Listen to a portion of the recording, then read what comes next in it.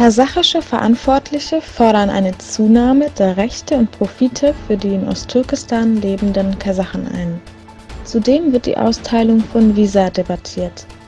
Einer Mitteilung des Auswärtigen Amtes von Kasachstan zufolge solle eine politische, wirtschaftliche, kulturelle und soziale Beziehung entstehen. Auch Sicherheitsthemen und Wünsche beiderseits sollen dabei berücksichtigt werden. Bei einem Luftwaffenangriff durch israelische Kampfflugzeuge auf den Gazastreifen sind laut dem Gesundheitsministerium von Gaza 2 Menschen verstorben.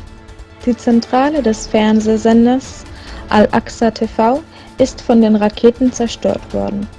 Die Bombardierungen Gazas waren eine Reaktion auf den inzwischen erneut kräftig aufgeheizten Konflikt zwischen Israel und Palästina.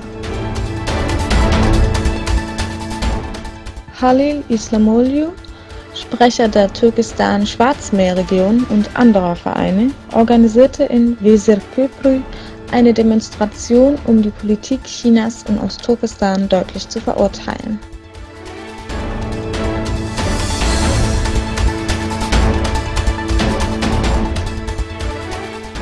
Die kürzlich im Deutschen Bundestag thematisierte Unterdrückung der Uiguren in Ostturkestan wächst.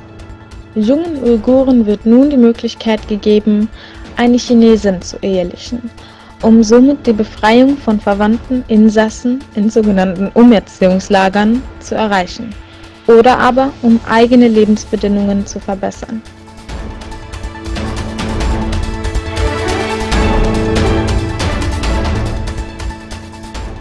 Der Kreml-Berater Juri Uschakow verkündete in der russischen Presse, dass der Präsident am 19. November anlässlich der zu Ende gehenden Bauarbeiten an einem Seeabschnitt der Turk Stream Pipeline eine Zeremonie in Istanbul besuchen werde.